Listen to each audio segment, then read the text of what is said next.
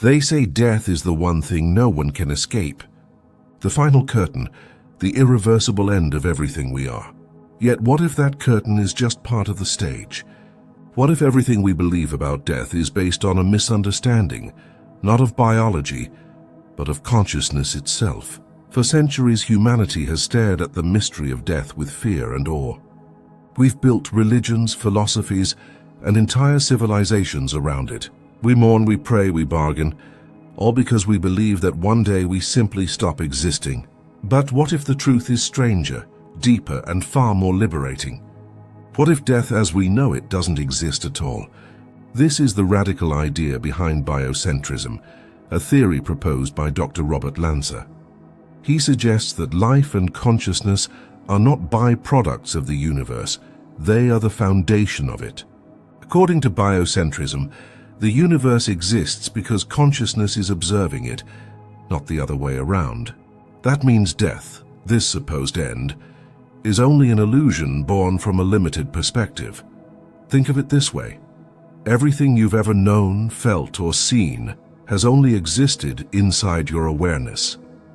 The light from a sunset, the laughter of someone you love, the touch of rain on your skin, all of it is filtered through perception. When you close your eyes, that world disappears, yet you remain. So if your mind defines reality, what really happens when the body stops functioning? Lanza's idea doesn't deny the biological processes of death. The body decays, the heart stops, the brain ceases to fire. But what it challenges is the assumption that consciousness ends there. Instead, it proposes that consciousness is fundamental and timeless, and the body is simply one of its temporary expressions, like a wave rising from an infinite ocean. Modern physics supports this more than most realize. Quantum mechanics tells us that particles exist in multiple states until they're observed. Reality seems to depend on observation, not matter alone. The famous double-slit experiment shows that light behaves as both wave and particle, depending on whether someone is watching. The act of observation literally changes the outcome. If that's true, then the observer, you, might be the core ingredient that makes reality real. In that light, death starts to look less like an ending and more like a change in perspective. You don't die. You shift. The awareness that looked out through your eyes may simply tune into another form, another layer of existence, one beyond the physical senses. To understand this, imagine your dreams. Every night, your brain constructs entire worlds, complete with people, places, and emotions, yet none of them exist outside of you. Within the dream, those experiences feel real, until you wake up and realize the dream was made of consciousness. What if waking up from this life is similar? What if death is just the moment consciousness moves from one level of perception to another? In a sense, biocentrism flips our understanding of the universe. Instead of life emerging from dead matter, matter emerges from life. The universe doesn't create consciousness. Consciousness creates the universe. This is a profound shift because it removes the idea of a cold, meaningless cosmos and replaces it with one in which life is central, eternal, and interconnected. Ancient philosophies hinted at this truth long before modern science caught up. In Hinduism, consciousness is seen as the eternal essence, the Atman, that never dies but takes on different forms. In Buddhism, the illusion of separateness is what keeps us trapped in the cycle of birth and death. And in Plato's dialogues, the soul was described as immortal, simply changing forms between visible and invisible realms. Biocentrism doesn't rely on religion, but it echoes the same intuition that reality is mental, not material. If we accept this possibility, then the fear of death begins to dissolve. Fear is born from the belief that we are temporary, that our story ends when the body stops. But if consciousness continues, then death is merely a transition, a doorway we all eventually walk through. The tragedy of death transforms into a mystery of continuation. Of course, skepticism is natural. Our minds are wired to trust the physical world. We see bodies die. We bury them. We grieve because the presence we loved seems gone. Yet, even modern neuroscience struggles to define where consciousness truly resides. The brain shows correlations with experience, but correlation is not creation. Destroying the piano doesn't mean the music ceases to exist. It only means that instrument can no longer play the melody. Experiments in near-death experiences, NDEs, add another dimension to this puzzle.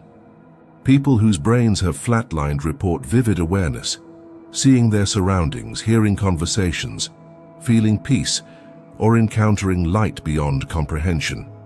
While skeptics call it a dying brain's hallucination, many cases include verifiable details observed while clinically dead. These accounts may not prove biocentrism, but they resonate with it, suggesting consciousness may exist independent of physical structure. Imagine a world where life and death are not opposites, but parts of a greater continuum, like inhale and exhale, like wave and ocean. The boundaries we perceive are human-made, built to make sense of an infinite process. Every cell, every atom in your body once belonged to something else. The atoms of your heart might have once been part of a star. Nothing is truly lost. Everything transforms. When a leaf falls from a tree, we say it dies, but in truth it returns to the soil, becoming nourishment for new life. The same cycle occurs on every scale, from galaxies collapsing to souls evolving. If consciousness is fundamental, then what we call death is simply the recycling of awareness through different expressions of being. And perhaps the deepest realization comes when you look inward. Close your eyes for a moment and notice that awareness itself has no age, no origin, no boundaries. It is the same presence that was there when you were 5, 15, or 50. It hasn't aged with your body. It observes the changes, but remains unchanged. That awareness may be the real you, and it cannot die because it was never born. This is where science and spirituality quietly meet. Physics shows us that energy cannot be destroyed. It only changes form. Biocentrism takes that one step further, implying that consciousness, the observer of all energy, follows the same rule. You cannot destroy what was never truly separate from existence. You can only experience it differently. Think about how deeply this changes everything we believe about life. If consciousness creates reality, then every act of perception, love, or thought participates in the creation of the universe itself. Life becomes not a fleeting spark in an empty void, but a continuous unfolding of awareness, exploring its own infinite nature. Even grief begins to shift. When someone dies, it is the form that leaves, not the essence. The connection, the awareness that once shared space with yours, remains in a dimension we simply don't perceive yet. Sometimes we sense it, a sudden warmth, a familiar presence, a dream that feels more real than waking life. Perhaps these are not memories, but intersections between frequencies of consciousness. The boundaries of science are expanding faster than ever. Researchers are beginning to question whether time itself is linear or if past, present, and future coexist in a single field of awareness.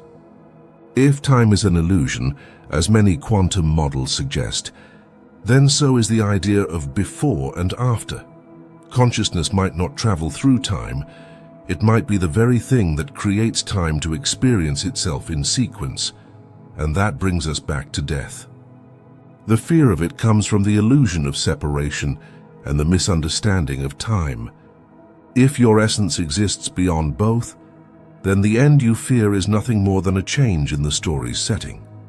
As Lanza wrote, "When we die, we do not go to heaven or hell. We simply remain in the matrix of life, as eternal as the universe itself. The body is a vessel, but consciousness is the sea. The ship may sink, but the ocean remains infinite and aware." The next time you look at a sunset, remember that the colors exist only because your consciousness interprets wavelengths as beauty. Without you, there is no color, no sound, no experience. The universe becomes meaningful only through your perception of it. So when the body ends, who's to say that perception ends too? Perhaps it simply changes the palette, painting a new version of reality beyond this one. If this is true, then death isn't a tragedy, it's a continuation. A moment when the observer steps into another layer of existence, not vanishing but expanding. The real question is not what happens when we die, but what is the nature of the consciousness that never dies? If the essence of life is consciousness, then everything we see around us, planets, galaxies, even the passing of time, is shaped by the observer. This idea can sound impossible to grasp, because we've been raised to think the universe is an objective place, existing independently of us. But what if that belief is just another illusion? Let's return to the basics. Every experience you've ever had was filtered through your mind. You've never actually touched the world directly. You've touched sensations created within consciousness. Your eyes don't see light. They translate vibrations. Your ears don't hear sound. They interpret pressure waves. The entire reality you call out there is happening inside you. In this view, the world doesn't exist apart from your awareness. It exists through it. That single shift changes everything. It means that when the body dies, it doesn't take the world with it. It only releases one way of perceiving the infinite field of awareness. Consciousness itself remains untouched, like the ocean after a wave fades back into it. Modern physics continues to stumble upon this strange truth. The concept of quantum entanglement shows that particles separated by vast distances can influence each other instantly, as if space and time are just convenient illusions for the mind to navigate. When you move beyond those limits, separation disappears. The same principle might apply to consciousness. It doesn't live inside the brain. Rather, the brain acts as a receiver, tuning into a frequency of awareness that already exists everywhere. Imagine consciousness as the invisible Wi-Fi of the universe, and your body as a device picking up the signal. When the device breaks, the signal doesn't vanish, it continues to broadcast, waiting for another receiver to tune in. The same awareness that once looked through your eyes may awaken through another form, another experience, another point in the cosmic network of life. This perspective transforms how we understand identity. If consciousness is fundamental, then you are not the sum of your memories or your name or your face. Those are temporary configurations. You are the awareness behind them, the witness that experiences the play. In this sense, the you that fears death is not the real you at all. It's the temporary avatar within a much larger field of being. Think about a movie. The actor might die on screen, yet the person behind the role remains unharmed. Consciousness is like that actor, moving through countless roles, lifetimes, and dimensions, while remaining eternally present behind the scenes. The stage changes, the costume changes, but the essence continues. This idea may sound poetic, but even cutting-edge research hints at it.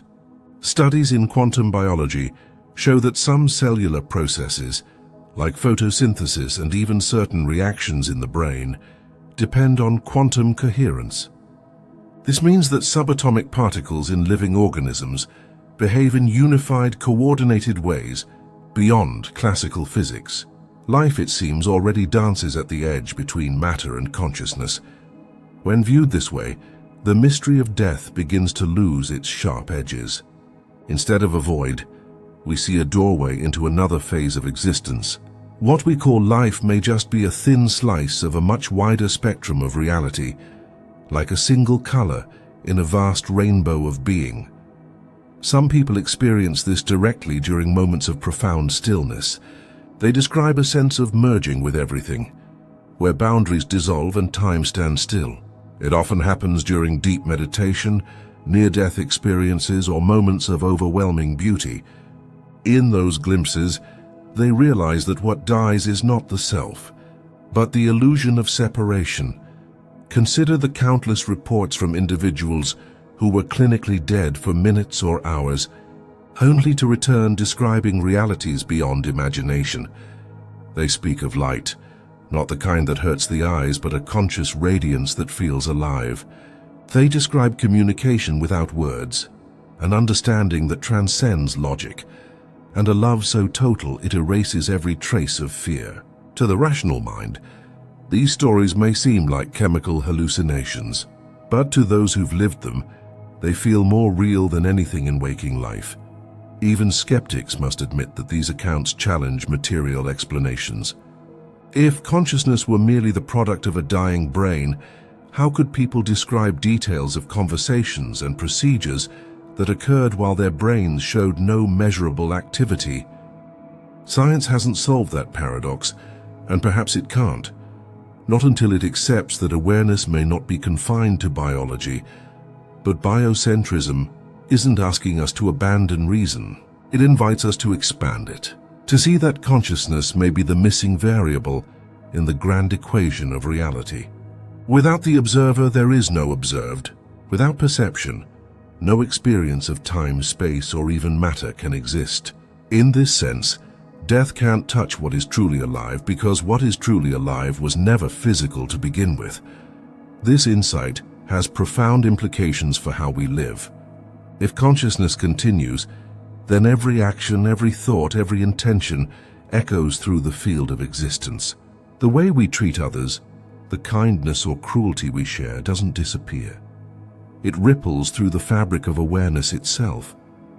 Morality stops being a rule and becomes a natural law of resonance. When you hurt another, you are ultimately hurting yourself, because there is no true other. All consciousness is interconnected.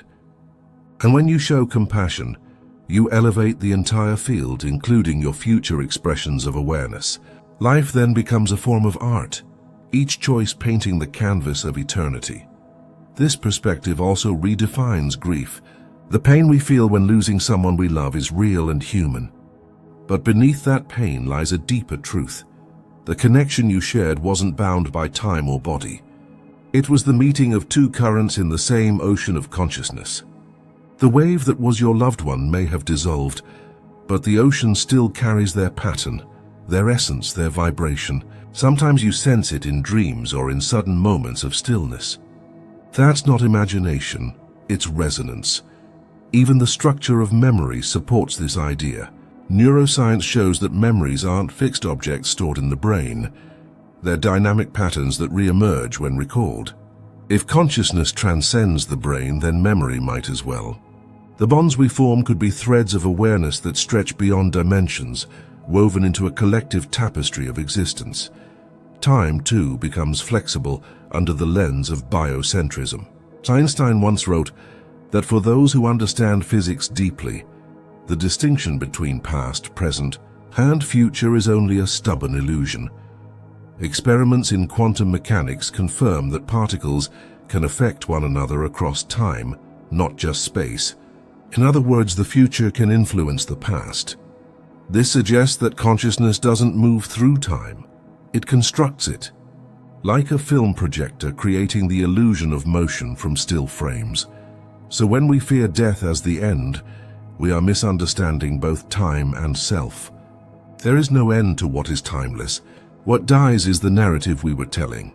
What continues is the storyteller, the awareness behind every beginning and ending. Imagine standing at the shore watching waves rise and fall. You see one crest and call it life, then see it disappear and call it death. But the water never ceases.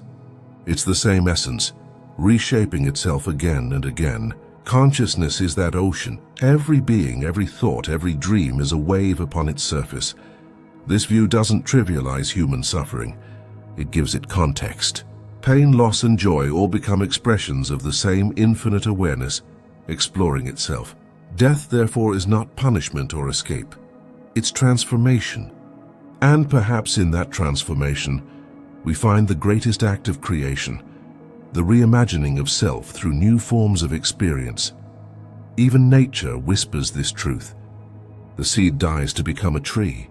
The caterpillar dissolves to become a butterfly. The star collapses to create new worlds.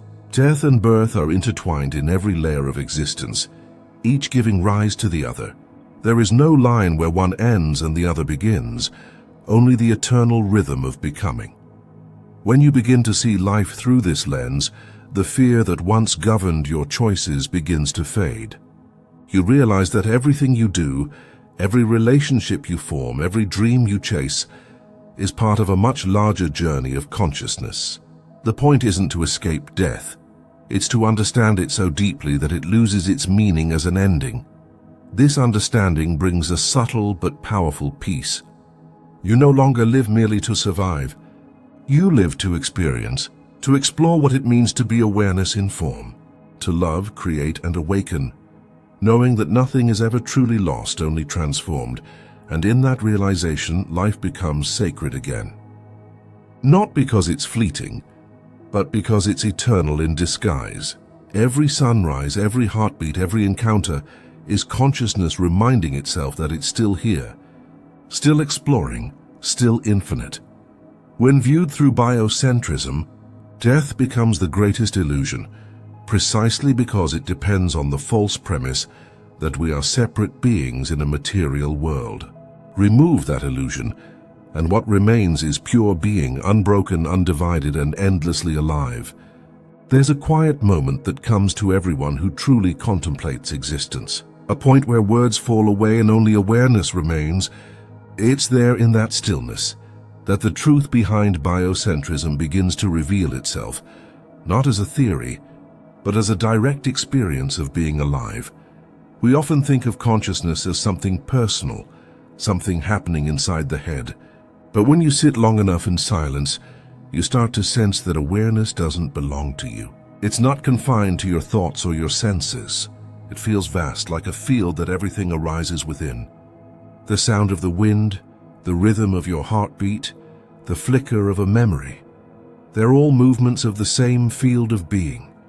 If consciousness is this boundless presence, then death cannot touch it. Death only affects form, not the essence that gives form its meaning. It's like waves on an ocean, each one distinct but all made of the same water. When a wave falls back into the sea, nothing is lost. It simply becomes part of everything again. Many people describe this understanding as a kind of awakening.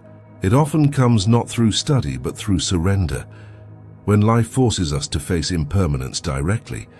Grief, illness, or the loss of something we love can tear down our defenses, leaving us exposed to the deeper current beneath the surface. In that space, something extraordinary happens. We realize that awareness never left. Even in the darkest pain, the witnessing presence remains. That presence is what biocentrism points toward. It's not an abstract idea. It's the living fact that existence and consciousness are inseparable. Without awareness, there's no universe to speak of. Everything you call real is a translation, a rendering of energy through perception. The colors of the sky, the smell of rain, the memory of a face, all are created within this luminous field of awareness that you are. When you die, the perception shifts, but awareness continues. It's not bound to the body, because the body itself was part of the perception. In a way, consciousness has been dreaming the physical world all along. Death is simply the moment that dream changes shape. This idea might sound mystical, but it's consistent with what physics keeps revealing. That matter and energy are interchangeable, that time is relative, that the act of observation defines reality. Biocentrism just takes the final step. If everything depends on observation, then consciousness must be the foundation, not the byproduct. Think about it. Every second of your life, your brain filters infinite data into a single narrative called me. But what if that narrative is just one of countless possibilities consciousness can explore? What if every life, every reality, every version of you exists simultaneously, and death is simply the moment one storyline fades while another begins? This is not fantasy. Quantum physics suggests that all possible states exist until observed. The you of this world might just be one thread in an endless tapestry of awareness, each thread connected to the same timeless source. When seen from this view, death transforms from an enemy into an invitation. It invites consciousness to experience itself in new ways. It invites us to let go of the illusion of control and trust that what we are cannot be lost. Imagine standing before a mirror that stretches into infinity. Each reflection is a life, a perspective, a fragment of the whole. You are looking at yourself through countless forms, learning, evolving, remembering. The fear of death comes only when we mistake the reflection for the source. The implications of this realization are vast. It changes how we treat one another, how we value the planet, and how we face our own mortality. If all consciousness is one, then compassion isn't a virtue, it's a recognition. To harm another is to harm yourself. To love another is to remember yourself. This shift also changes how we understand legacy. Most people want to be remembered after they die, to leave something behind that says, "I was here." But if consciousness is eternal, then you never truly leave. Your thoughts, emotions, and actions ripple through the field of awareness, influencing realities in ways you may never see. The love you share today may become the light that guides another tomorrow. Even the simplest act of kindness echoes far beyond its visible moment. The energy of your choices becomes part of the larger pattern of life, shaping future forms of consciousness. In this sense, death doesn't erase you. It integrates you into the ongoing evolution of being. So how do we live, knowing that death is an illusion? We live fully. We live with awareness. We stop waiting for the afterlife and realize that life itself is the afterlife of countless forms that came before us. Every breath is a continuation of ancient stars, forests, and souls that have already lived and transformed. You are not separate from that continuum. You are its latest expression. In moments of silence, if you listen closely, you might feel the hum of that continuity. It's the same hum behind every heartbeat, every atom, every dream. It whispers, "You were never born and you will never die." You are existence itself, exploring what it means to be alive. That awareness gives everything new meaning. It transforms how we face loss. When someone we love passes, the pain we feel is not just sorrow. It's love expanding beyond form, struggling to recognize itself in a new way. The connection is not broken. It's reorganized. It becomes subtler but no less real. Sometimes you catch it unexpectedly. A familiar scent, a dream that feels impossibly vivid, a sudden calm when thinking of them. These are not tricks of memory. They may be reminders that consciousness has no distance, only degrees of recognition. The ones you love are not gone. They are closer than ever, woven into the awareness that breathes through you. Biocentrism at its heart is not just a scientific theory. It's an invitation to awaken to this truth, to see that life and death are part of a single process, consciousness experiencing itself from different angles. To die is to return to the vastness from which you never truly departed. Even great scientists have sensed this. Einstein once comforted a grieving friend by saying, "For us believing physicists, the distinction between past, present, and future is only a stubbornly persistent illusion." He knew that energy, and by extension consciousness, doesn't vanish. It transforms. And transformation is not loss, it's renewal. If you could see your life from that timeless vantage point, the entire drama of existence would look like waves dancing on an eternal sea. Each joy, each pain, each beginning and ending would shimmer as part of the same cosmic rhythm. You would understand that there was never anything to fear. The realization that death is an illusion doesn't make life less precious. It makes it sacred beyond measure. Because every moment becomes a chance for consciousness to recognize itself. Every smile, every tear, every sunrise becomes the universe, remembering what it means to be alive. So the question is no longer, what happens when we die? But how deeply can we live before that happens? Can we live with the awareness that every heartbeat is a miracle of perception? That every experience, even the painful ones, is consciousness exploring its infinite potential?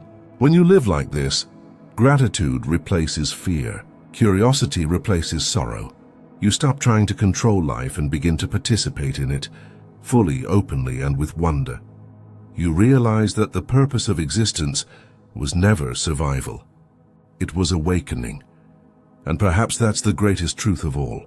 Consciousness does not fear death because it knows it cannot die. Only the dreamer within the dream clings to the illusion of endings. When the dream dissolves, what remains is the dreamer, limitless, timeless, awake. Right now, as you listen to these words, that awareness is already here. It's not something you'll gain later. It's the silent witness behind every thought, the stillness within every breath. It is you before you were born and after you die. It has always been you. So when the final moment comes, and it will for everybody, remember this: nothing real can be lost. The light behind your eyes, the awareness that hears these words, is the same light that gives birth to stars. Death is not your enemy. It's your return home. And when that moment arrives, you will not fall into darkness. You will awaken into yourself.